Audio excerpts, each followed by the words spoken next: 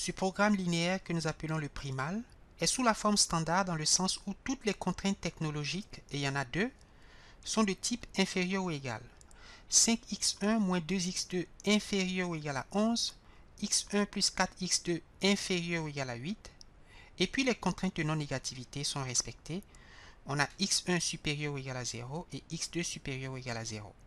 Le primal est donc sous la forme standard, et par conséquent le dual, le programme dual associé à ce primal, se déduit facilement comme suit. Vu que le primal est un programme de maximisation, le dual sera un programme de minimisation. Appelons W l'objectif, la fonction objectif du programme dual. Alors, je note que les variables principales du primal, les variables technologiques, comme on les appelle, du programme primal, sont x1 et x2.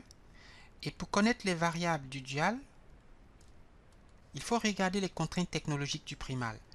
Alors, on a une contrainte, deux contraintes, et chaque contrainte donne lieu à une variable au dual. Donc, la première contrainte va donner lieu à une variable que je vais noter y1. La deuxième contrainte va donner lieu à une variable que je vais noter y2. On aura donc y1 et y2. Si on avait trois contraintes au primal, on aurait y1, y2, y3, et donc trois variables au dual. Si on avait quatre contraintes au primal, on aurait quatre variables au dual. On a autant de variables pour le programme dual que de contraintes technologiques au primal. Il faut donc minimiser W égale quelque chose y1 plus quelque chose y2.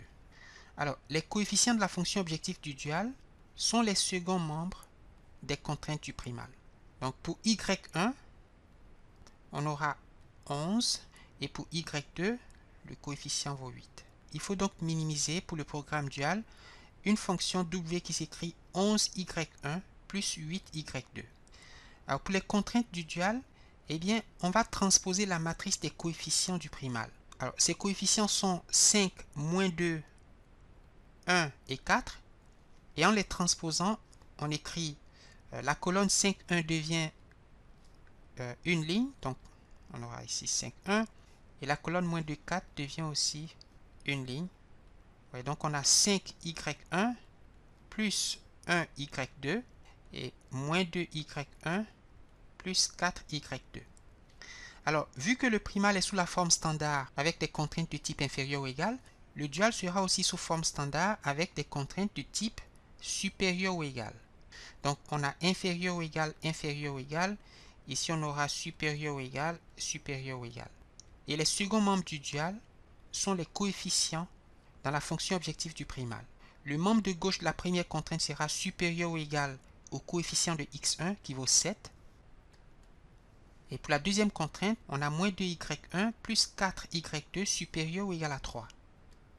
Et puis les contraintes de non-négativité, y1 supérieur ou égal à 0, y2 supérieur ou égal à 0. Et c'est le programme dual associé à ce programme primal. N'est-ce pas? Et donc, en général, on veut maximiser z égale au produit scalaire du vecteur des coefficients de la fonction objectif par le vecteur des variables de décision du primal. Alors, ce vecteur x, il contient des variables x1, x2, x3, etc. Et le vecteur c contient autant de coefficients que de variables de décision. Donc, s'il y a trois variables, il y aura trois coefficients. Et par exemple, ici, le vecteur c prend les coefficients 7 et 3. Et le vecteur x est formé des variables de décision x1 et x2. Donc, on maximise z sous les contraintes qui s'écrivent a fois x inférieur ou égal à b, où a est la matrice des coefficients et b le vecteur second membre, et les contraintes de non-négativité x supérieur ou égal à 0. Et par exemple, pour ce programme, la matrice des coefficients, c'est la matrice carré 2 par 2 qui s'écrit 5, moins 2, 1, 4. Et le vecteur second membre, b, a pour coordonnées 11, 8. Et ceci est la forme standard des problèmes de maximisation. Alors, sous cette forme, le programme dual est un problème de minimisation et dont la fonction objectif W s'écrit B transposé fois Y, où Y est le vecteur des variables de décision du dual, sous les contraintes A transposé fois Y, et comme au primal on a inférieur ou égal, au dual on aura supérieur ou égal, au coefficient des variables de décision du primal, donc AC, et les contraintes de non-négativité Y supérieur ou égal à 0. Alors ça, c'est le dual correspondant à ce primal. Et ce sont les formes standards. Vous voyez donc que sous ces deux formes, il est très facile de trouver le primal et le dual, n'est-ce pas? Alors voici un autre exemple. On note que c'est un problème de minimisation et qui est sous la forme standard, n'est-ce pas? Et par conséquent, le programme dual associé ou correspondant se déduit facilement. On a un problème de minimisation, le dual sera un problème de maximisation. J'appelle Z l'objectif du dual, vu que j'ai utilisé W pour le primal. Je note que les variables de décision du primal sont Y1 et Y2. Et vu qu'on a deux contraintes au primal, on aura deux variables de décision au dual, que je note X1 et X2, une variable pour chaque contrainte. Donc on aura Z égale à quelque chose X1 plus quelque chose X2. Et ces quelque chose, ces coefficients, sont les seconds membres du primal. Donc on a 50 et 17. 50x1 plus 17x2. Alors, la matrice des coefficients du primal s'écrit 3, 1, 0, moins 7. Et si on prend la transposée, donc si on change les lignes en colonnes, ou les colonnes en lignes, on a 3, 1, 0, moins 7. Donc on a 3x1 plus 0x2 pour la première contrainte et 1x1 moins 7x2 pour la seconde. Et comme les contraintes du primal sont de type supérieur ou égal, les contraintes du dual auront le signe inférieur ou égal. Et pour la première contrainte, on aura inférieur ou égal à 8. Et pour la deuxième contrainte, inférieur ou égal à 5. Avec les contraintes de non-négativité, x1 supérieur ou égal à 0 et x2 supérieur ou égal à 0. Alors, 0x2 c'est 0, 1x1 c'est x1. Donc on peut encore écrire maximiser z égale 50x1 plus 17x2 sous les contraintes 3x1 inférieur ou égal à 8, x1 moins 7x2 inférieur ou égal à 5, x1 et x2 sont non négatifs. Alors, le primal s'écrit max z égale 7x1 plus 3x2 sous les contraintes 5x1 moins 2x2 supérieur ou égal à 11, x1 plus 4x2 égale 8, avec les contraintes de non-négativité, x1 supérieur ou égal à 0 et x2 supérieur ou égal à 0. Le primal est un problème de maximisation, mais il n'est pas sous forme standard. Les signes des contraintes ne sont pas ceux attendus.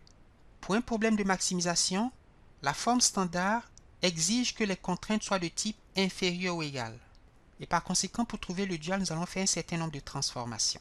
Alors tout à l'heure, on va voir une recette, un certain nombre de règles qu'on peut suivre pour trouver rapidement le dual sans avoir besoin de faire ce qu'on va faire. Mais je montre quand même la procédure générale qui permet de transformer un programme qui n'est pas sous forme standard sous sa forme standard, ce qui va nous permettre ensuite. La première chose à faire, c'est de multiplier la première contrainte par moins 1. Si on multiplie à gauche et à droite par moins 1, on change le sens de l'inégalité, n'est-ce pas? Le primal s'écrit donc max de z égale 7x1 plus 3x2 et je multiplie par moins 1, donc j'ai moins 5x1 plus 2x2 inférieur ou égal à moins 11. Et pour transformer l'égalité en une inégalité, il faut remarquer que quand on écrit x égale à a, bien cela est équivalent à dire que x est supérieur ou égal à a et x est inférieur ou égal à a.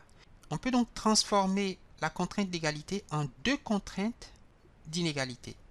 N'est-ce pas? Donc on aura x1 plus 4x2 inférieur ou égal à 8 et puis la même expression supérieure ou égale à 8. x1 plus 4x2 supérieur ou égal à 8 et x1 supérieur ou égal à 0, x2 supérieur ou égal à 0. Et on va faire exactement ce qu'on a fait pour la première contrainte. On va multiplier à gauche et à droite par -1 pour transformer le sens de la troisième inégalité. On veut des inégalités de type inférieur ou égal. Si on multiplie ici par -1 et ici par -1, on change le sens de l'inégalité et puis ici on a -8. Et là, le programme est sous forme standard. Et par conséquent, on peut lui appliquer les règles qui permettent d'obtenir le dual. Alors, j'ai un problème de maximisation au primal. Au dual, j'aurai un problème de minimisation. On va minimiser W égale. J'ai 1, 2, 3 contraintes au primal. J'aurai donc 3 variables de décision au dual. Et que je vais noter Y1, Y2, Y3.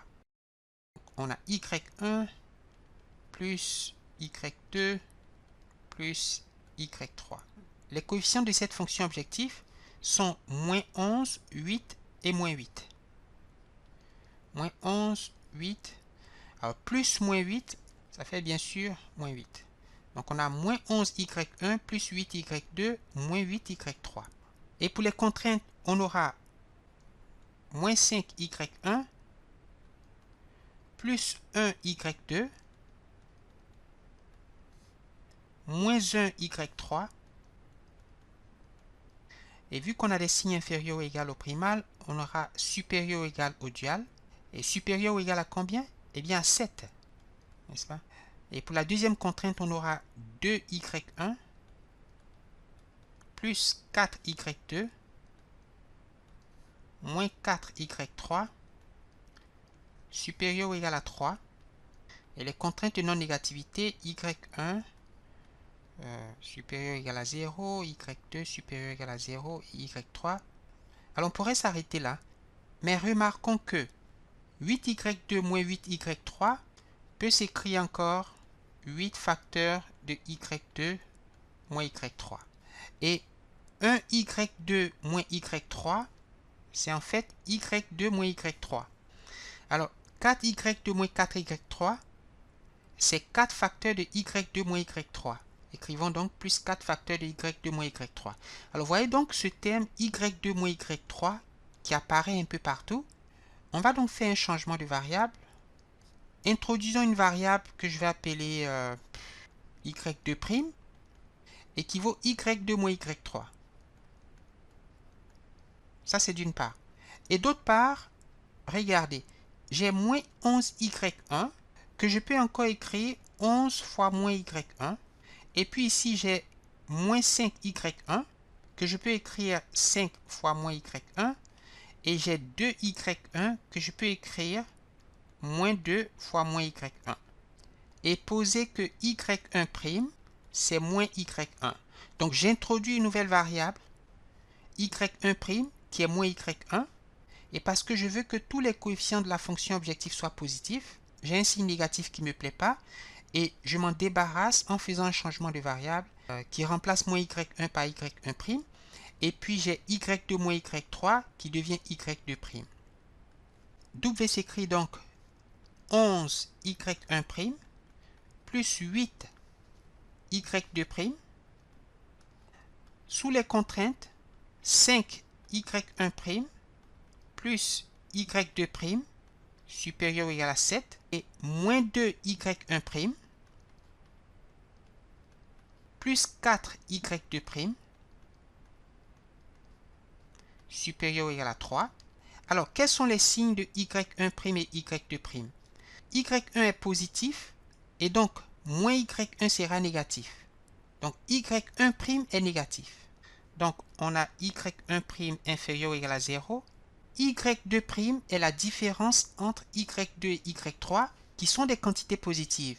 Alors, quand vous faites la différence entre deux quantités positives, vous pouvez trouver un nombre qui est positif ou un nombre qui est négatif. N'est-ce pas? Donc, on ne sait pas quel est le signe de Y2'. On va donc dire que Y2' est un nombre réel. Y2' appartient à R. Okay? Et par conséquent, pour ce programme primal, le programme dual correspondant s'écrit minimiser W égale 11Y1 plus 8Y2. Et si vous dites pourquoi est-ce que je n'utilise pas les lettres Y1', Y2', bien parce que ce sont des variables muettes. j'aurais pu utiliser n'importe quelle autre lettre. J'aime utiliser les lettres Y1 et Y2 pour le programme dual, quand c'est un problème de minimisation, et la lettre X pour un problème de maximisation au primal. Donc, on va minimiser W égale à ceci. Sous les contraintes, 5Y1 plus Y2 supérieur égal à 7.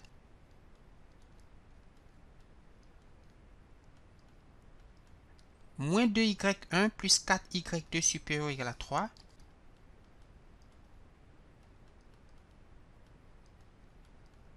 Et Y1 inférieur ou égal à 0 et Y2 élément de R. On a Y1 inférieur ou égal à 0 et Y2 est non signé. C'est ce qu'on appelle une variable libre. Le signe de Y2 est inconnu. C'est un nombre réel qui peut être positif ou négatif. Voilà donc le programme dual associé au primal que voici. Alors, vous voyez qu'on a dû faire toute une gymnastique pour arriver au dual. D'abord, on a changé le signe supérieur ou égal en un signe inférieur ou égal. On a transformé l'égalité en deux inégalités. On a multiplié par moins 1 pour changer le signe. On a fait un changement de variable, etc. jusqu'à... C'est très compliqué. C'est le moment de donner la recette, un ensemble de règles qu'on peut suivre pour construire systématiquement le programme dual associé à un programme primal donné.